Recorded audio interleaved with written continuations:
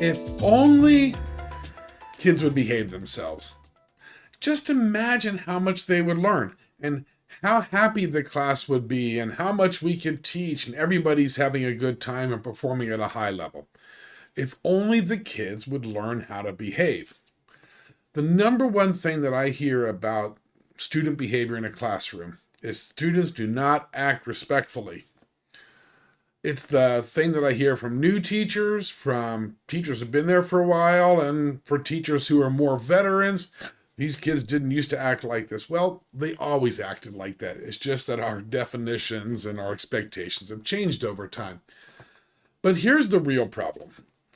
A lot of kids don't know what it means to act respectfully. They don't know what it looks like. We say, hey, you need to be respectful to one another. Okay, what does that mean? And what does that mean on a moment-by-moment basis so they can gauge their own behavior? Because ultimately we want them to take responsibility for their own behavior. So with that in mind, we're going to turn to our AI and use 3 quick prompts to help kids understand what appropriate behavior looks like and begin to develop those pro-social skills, as well as have the ability and the information and the tools that they need to monitor themselves. So let's start here with prompt number 1. And we're going to use 6th grade kids because they always get a bad rap, Some of my 6th grade students, so we got some context in there, hard time acting respectfully to classmates and to me. So all of that is context. That's the problem that we're trying to solve and what we need to know. So what is the first thing that we need? Well, what does it mean to act respectfully and to use respectful behavior, that we can create a single consistent message that all the students can hear, and they can hear it on a daily basis or however often they need to. The more clarity that we have and the more consistency we have, the better the students will be able to understand what it is that we expect. So let's start there. And let's put it in kid-friendly language. All right, so there is my prompt. Let's see what we get. And go. Here's a kid-friendly definition you can share. Okay.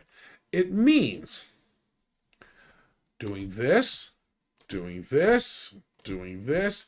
So when we tell students, you need to act respectfully, that's kind of a subjective term.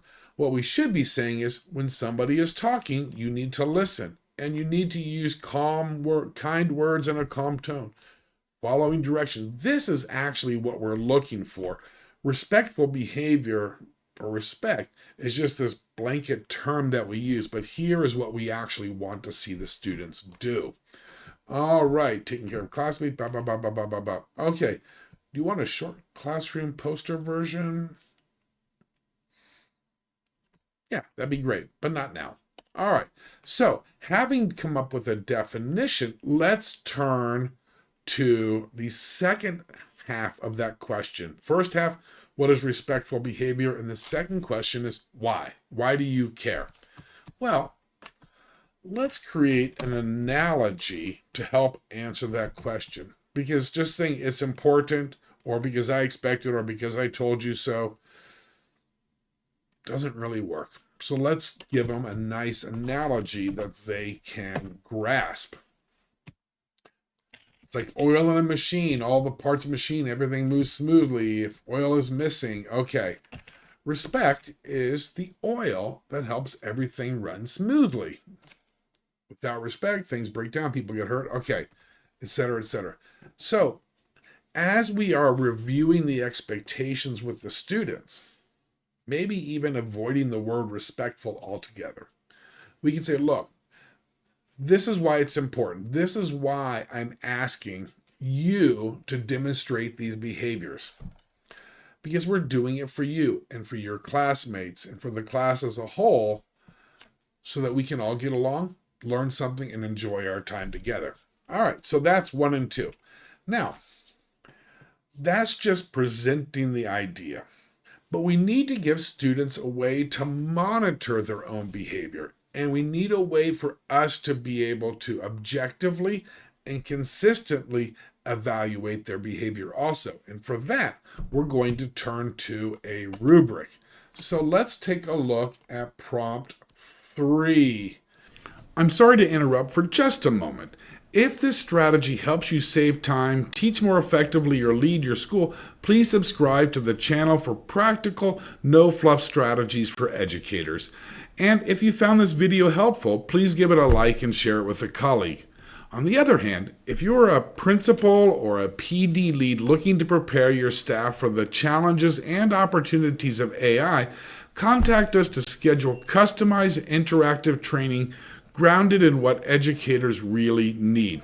And one more thing, please make sure to click our newsletter link in the description and get your free AI starter guide, plus monthly strategies, resources, and information for using AI to improve student achievement.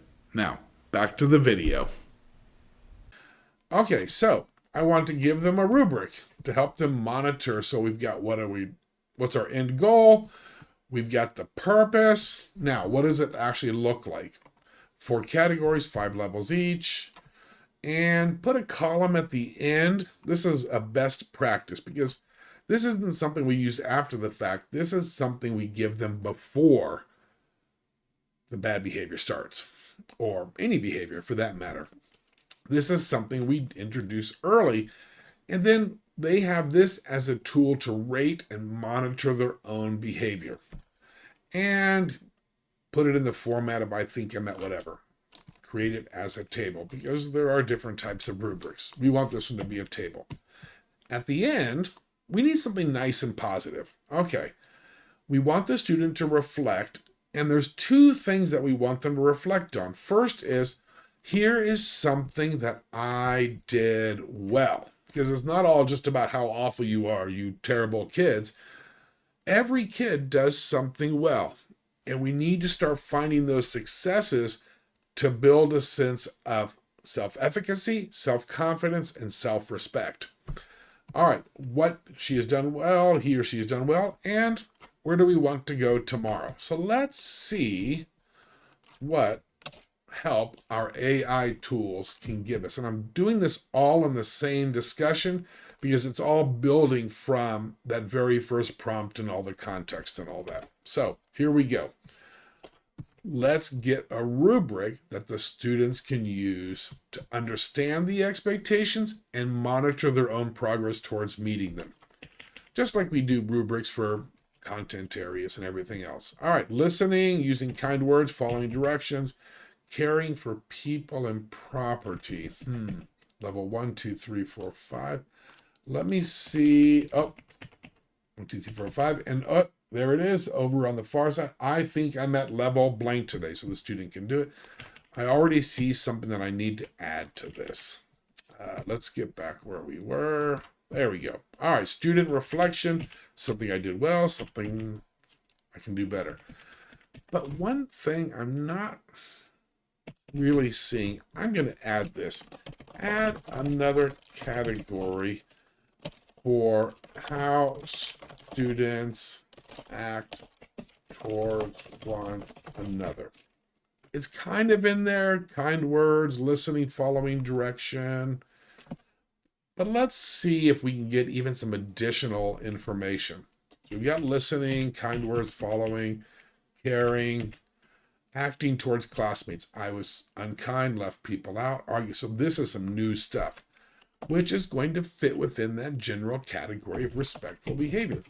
All right, fantastic. And then at the end, something I did well, something I can do tomorrow. There we have it.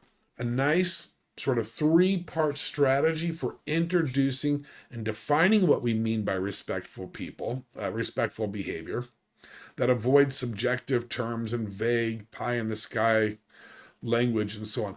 We are defining it as a series of concrete, observable, measurable behaviors, which we will use and the students will use, and then a nice tool that they can have on a daily basis if needed to help them understand what's expected, to monitor their own behavior, and to help build that sense of improvement over time. So there you go.